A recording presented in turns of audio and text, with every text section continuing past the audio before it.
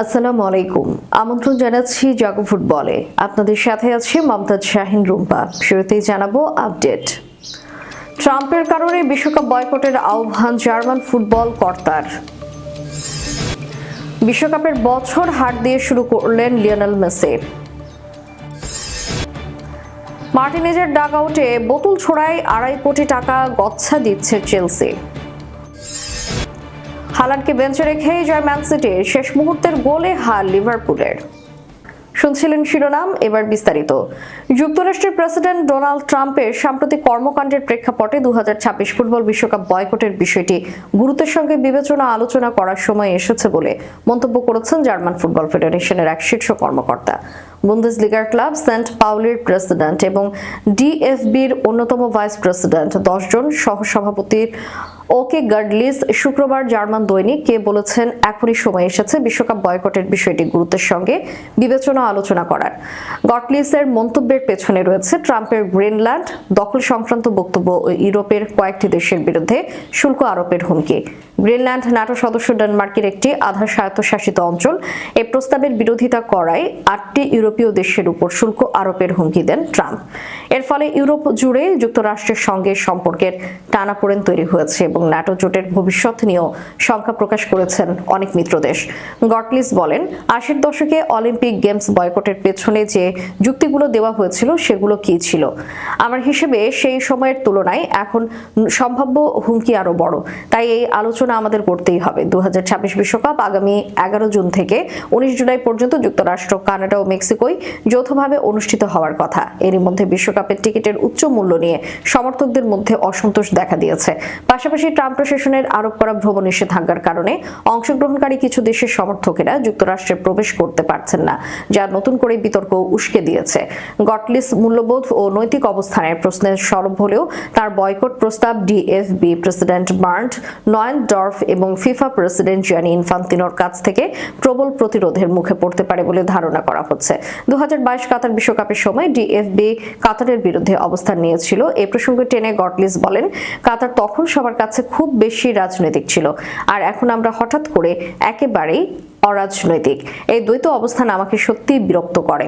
কাতার বিশ্বকাপে Germany group পর্ব থেকে বিদায় নেয়। এরপর দায়িত্ব নেওয়া জার্মান কোচ প্রকাশ্যে বলেন, তিনি আর রাজনৈতিক বিভ্রান্তি চান না। তবে গটলিসের মতে খেলাধুলা ও সমাজ উভয় ক্ষেত্রেই কিছু সীমারেখা থাকা জরুরি। সংগঠন ও সমাজ হিসেবে আমরা কিভাবে সীমা নির্ধারণ করতে হয় এবং মূল্যবোধ রক্ষা করতে হয় তা ভুলে যাচ্ছে। নিষেধাজ্ঞা বা ট্যাবু আমাদের অবস্থানের গুরুত্বপূর্ণ অংশ। কেউ হুমকি দিলে সীমা অতিক্রম হয় কিনা, কেউ আক্রমণ করলে, মানুষ মারা গেলে, আমি জানতে চাই ডোনাল্ড ট্রাম্পের কাছে সেই সীমা কোথায়? আর বার্ন্ট নয়েনডর্ফ এবং জিয়ানি ইনফান্তিনোর কাছেও একই প্রশ্ন। বিশ্বকাপ বয়কট হলে সেন্ট পাউলির জাতীয় দলের খেলোয়াড়রা ক্ষতিগ্রস্ত হবেন, এমন ধারণাও নাকচ করে দেন গটলিস। তার ক্লাবের হয়ে অস্ট্রেলিয়ার জ্যাকসন আরভিন ও কনর মেকড্লাফ এবং জাপানের জোয়েনচিমা ফুজিতা জাতীয় দলে খেলেন। গটলিস স্পষ্ট ভাষায় বলেন, একজন পেশাদার ফুটবলারের জীবন কখনোই তার চেয়ে অসংখ্য মানুষের জীবনের চেয়ে বেশি মূল্যবান নয়, যারা বিশ্বকাপ আয়োজক দেশের কারণে সরাসরি বা পরোক্ষভাবে আক্রান্ত বা হুমকির মুখে পড়েছে। ট্রাম্পের রাজনৈতিক অবস্থান এবং তার প্রভাব ঘিরে বিশ্বকাপের মতো বৈশ্বিক ক্রীড়া আসরের ভবিষ্যৎ ভূমিকা নিয়ে এই মন্তব্য নতুন করে বিতর্ক উস্কে দিল ইউরোপীয় ফুটবল অঙ্গনে। নতুন মৌসুমের প্রস্তুতি শুরুতেই অস্বস্তিকর ফল পেল লিওনেল মেসির ইন্টার মায়ামি। পেরুর ঐতিহ্যবাহী ক্লাব আলিয়ান্স লিমার বিপক্ষে প্রীতি ম্যাচে 3-0 গোলে হেরে যায় যুক্তরাষ্ট্রের ক্লাবটি। পেরুর নোচে ব্লানেস জুন অনুষ্ঠানে অনুষ্ঠিত ম্যাচে প্রথমার্ধেই ম্যাচের নিয়ন্ত্রণ নিয়ে নেয় স্বাগতিকরা। আলিয়ান্স লিমার জয়ের নায়ক ছিলেন অভিজ্ঞ স্ট্রাইকার পাওলো গারেরা। তিনি প্রথমার্ধে 2টি করে গোল করে দলকে এগিয়ে দেন। বিরতির পর ফেদেরিকো গিরোত্তির অ্যাসিস্টে লুইস রামোস তৃতীয় গোলটি করে ইন্টার মায়ামির হতাশা আরও বাড়ান। শক্তিশালী একাদশ নিয়েই মাঠে নেমেছিল ইন্টার মায়ামি। নতুন মৌসুমে দলে যোগ দেওয়া দাইনে সেন্ট ক্লেয়ার ও সেরহিও রেগিলন এই ম্যাচে অভিষেক করেন, তবে অভিজ্ঞতার পরও দলগত সমন্বয়ে ঘাটতি স্পষ্ট ছিল। 39তম জন্মদিনে মাঠে নামা লুইস সুয়ারেজের সামনে ম্যাচে ফিরবার সুযোগ এসেছিল, কিন্তু পরিষ্কার সেই সুযোগটি কাজে লাগাতে ব্যর্থ হন তিনি। ইন্টার মায়ামির 4-4-2 ফরমেশনে লুইস সুয়ারেজ ও মাতেও সিলভেত্তির সঙ্গে আক্রমণ ভাগে ম্যাচ শুরু করলেন লিওনেল মেসি। শুরু থেকে দলের প্রধান সৃজনশীল শক্তি হিসেবে খেলায় জড়িত ছিলেন আর্জেন্টাইন মহাতারকা। ম্যাচে তিনি মোট 64 মিনিট মাঠে ছিলেন। এরপর সুয়ারেজ ও রদ্রিগো ডি পলের সঙ্গে একযোগে বদলি হন মেসি। তাদের জায়গায় নামেন ড্যানিয়েল পিন্টার, ডেভিড রুইজ ও ডেভিড আয়লা। খেলার বিভিন্ন মুহূর্তে আক্রমণ গঠনে সক্রিয় ভূমিকা রাখেন মেসি। সতীর্থরা বারবার তার গায়ে বল তুলে দিয়ে আক্রমণ শুরুর চেষ্টা করেন। ম্যাচে তার সবচেয়ে উল্লেখযোগ্য মুহূর্ত আসে 17তম মিনিটে, যখন বক্সের বাইরে থেকে নেওয়া একটি ফ্রি কিক অল্পের জন্য লক্ষ্যভ্রষ্ট হয়। এই হার ইন্টার মায়ামির জন্য মৌসুমের শুরুতেই সতর্কবার্তা হয়ে রইল। এখন আমাদের পরবর্তী প্রীতি ম্যাচ 31 জানুয়ারি কলম্বিয়ার মেডেলিনে অ্যাথলেটিকো নাসিওনালের বিপক্ষে। গত ডিসেম্বরের শেষ দিকে স্ট্যামফোর্ড ব্রিজে অনুষ্ঠিত ম্যাচে অ্যাস্টন ভিলার কাছে 2-1 গোলে চেলসির হারের পর ভিলার কোচিং স্টাফদের দিকে একটি পানির বোতল ছোড়া হয়। ভিলার ডাগআউটে থাকা কোচিং স্টাফদের দিকে ছোড়া হলে কয়েকজন কোচ ভিজে যান এবং ক্ষুব্ধ প্রতিক্রিয়া দেখান। চেলসি অভিযোগটি চ্যালেঞ্জ না করার কড়া শাস্তি পেতে হচ্ছে ক্লাবটিকে। ফুটবল অ্যাসোসিয়েশন এটিকে বিপজ্জনক কাজ হিসেবে আখ্যা দিয়েছে। 2025 সালের 27 ডিসেম্বর প্রিমিয়ার লিগে চেলসি 2-1 ব্যবধানে হারের পরপরই এবি মার্টিনেজের বেঞ্চের দিকে একটি বোতল ছোড়া হয়েছিল বলে অভিযোগ ওঠে।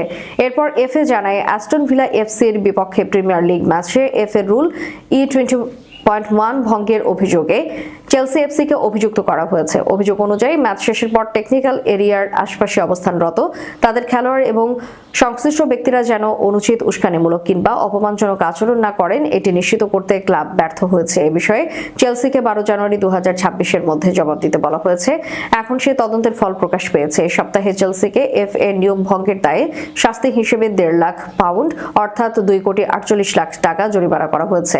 শুক্রবার এফএ এক নতুন বিবৃতিতে জানায় অ্যাস্টন ভিলার বিপক্ষে প্রিমিয়ার লিগ ম্যাচে এফএ রুল E20.1 ভঙ্গের ঘটনায় চেলসি এফসিকে শাস্তি দেওয়া হয়েছে। অভিযোগ ছিল ম্যাচ শেষের পর টেকনিক্যাল এরিয়ার আশপাশে তাদের খেলোয়াড় এবং স্বাধীন রেগুলেটরি কমিশন শুনানি শেষে ক্লাবটিকে 1.5 লাখ পাউন্ড জরিমানা করেছে।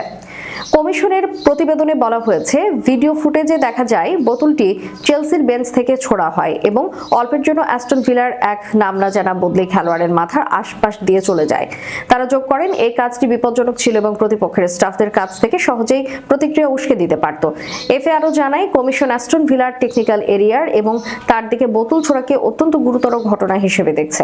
ভিডিও ফুটেজে বোতলটি চেলসির এফসির ডাগআউট থেকে বেরিয়ে দ্রুত গতিতে ভিলার টেকনিক্যাল এরিয়ায় ঢুকতে দেখা যায়। ইংলিশ প্রিমিয়ার লিগে আর্লিং হাল্যান্ডকে একাদশের বাইরে রেখেও জয়ের ধারায় ফিরেছে ম্যানচেস্টার সিটি। টানা 2 পরাজয়ের পর শনিবার লিগের তলানিতে থাকা উলভারহ্যাম্পটনকে 2-0 গোলে হারিয়েছে পেপ গার্দিওলার দল। অন্যদিকে ম্যাচের প্রায় শেষ দিকেই গোল হজম করে বোর্নমাউথের কাছে 3-2 ব্যবধানে হেরে 13 ম্যাচের অপরাজেয় যাত্রা থামল লিভারপুলের। সাম্প্রতিক 8 ম্যাচে মাত্র 1 গোল করায় হাল্যান্ডকে বেঞ্চে বসান গার্দিওলা। তার অনুপস্থিতিতে কৌশলগত পরিবর্তনে উঁচু উইঙ্গারে খেলেন ওমর মারমুশ এবং আন্তোন সেমিনিও। প্রথমার্ধে দুজনের গোলে এগিয়ে যায় সিটি। বোর্নমাউথ থেকে $87 মিলিয়ন দলে আসা সেমিনিওর 4 ম্যাচে এটি তৃতীয় গোল।